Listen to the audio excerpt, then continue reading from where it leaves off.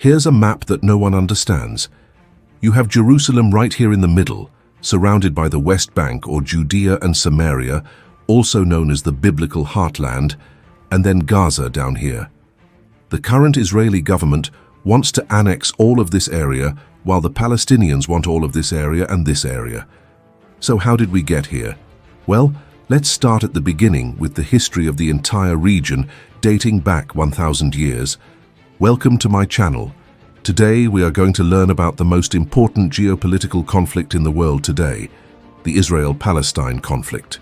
Okay, so here is our map again, but without all these labels. Let's take a guess where people might have lived around the year 1000 AD. We have Jerusalem here in the center, and I would say the land surrounding it is probably habitable, definitely to the west towards the Mediterranean Sea. It's very rare to find maps from exactly 1,000 years ago, but this is a pretty good example from the year 1169, showing that the Muslim forces had taken over Jerusalem and the surrounding area from the Byzantine Empire. This is the first time we see Muslims appearing on the map because they conquered this region in the year 635. But if you look further south, you can see that the Byzantine Empire still controls Egypt, so not all of the Levant region, which is what we call this area today, has been conquered by the Muslims yet. But now let's move forward another 200 years. We are now in the year 1300. And here we see the Mamluk dynasty controlling the region. They were a slave dynasty of mostly Circassian and Turkish origin, who took control of Egypt and Syria from the previous Ayyubid dynasty, which itself was founded by Saladin, the famous Muslim general who defeated the Crusaders. Now, even though the region of Bilad al-Sham or Syria is under the control of the Mamluks, who are based out of Egypt, the Crusaders still managed to hold on to a tiny slice of Palestine along the Mediterranean coast, namely the Kingdom of Jerusalem. And then we have the Byzantines to the north who control the rest of Syria. This will be important later. Now let us jump ahead a few hundred years to 1516. The Ottoman Empire has grown large and is conquering everything. The Mamluk Sultanate has fallen, and the Ottomans now control all of this territory. Under the Ottomans, the region experienced an unprecedented level of stability and prosperity. However, the Jewish population began to decline. Many fled to avoid paying high taxes to the Ottomans, but many were also expelled by the increasingly anti-Semitic local Muslim rulers. In fact, there was an increase in violence against Jews throughout the Muslim world during this time. Now it's the year 1840, and the Middle East is still under the control of the Ottoman Empire. But Europe has changed dramatically. The age of discovery is long over, and now we have the Industrial Revolution taking place, which gives European powers the military strength to conquer everywhere. In 1830, Muhammad Ali, the self-proclaimed Sultan of Egypt, conquered Syria from the Ottoman Empire and now rules over this territory. But just 6 years later, the Ottoman Empire took Syria back. However, that same year in 1836, a group of European nations, headed by Britain and France, signed a treaty that redefined the modern borders of Syria. These borders are similar to the ones we saw in 1169 and 1300, only now we have Lebanon separated from Syria, and then you can see the border splitting off the Golan Heights.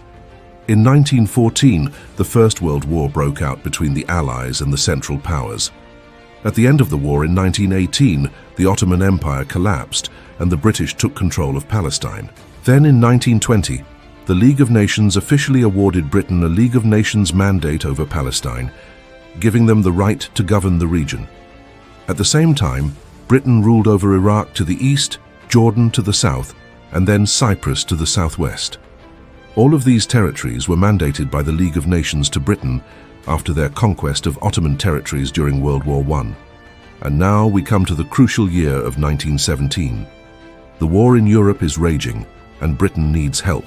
So they promised the Jews around the world that if they come and fight for us afterwards, we will give you the country of Israel. This is the infamous Balfour Declaration. In November of 1917, around 8,000 Jews took Britain up on their offer and fought in the war. But when the war ended in 1918, Britain was reluctant to keep their promise. For one, they didn't want to upset the local Arab population, who mostly sided with the Ottoman Empire during the war. And secondly, they had to deal with the French, who controlled Syria. As we said, The French still controlled a piece of Syria that included the Golan Heights and Mount Lebanon. This area was originally meant to be a part of Greater Syria, but the French kept it under their control. While the British ruled over Palestine, the French were eager to connect their territory in Syria to the Mediterranean coast, which would give them access to the sea, so they offered the British a deal in 1923. If the British recognized French control of Syria and Lebanon, then the French could give the British a strip of land connecting Palestine to the Egyptian-British Empire. This deal is called the Franco-British Agreement of 1923. The next major event happens in 1936, when a Jew by the name of Vladimir Jabotinsky led a revolt against the British. The British responded by passing the White Paper of 1939, which severely limited Jewish immigration to Palestine.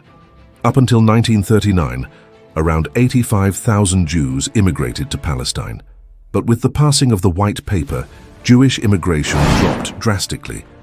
Between 1939 and 1944, only around 60,000 Jews entered Palestine, but a majority of those were refugees fleeing the Holocaust in Europe.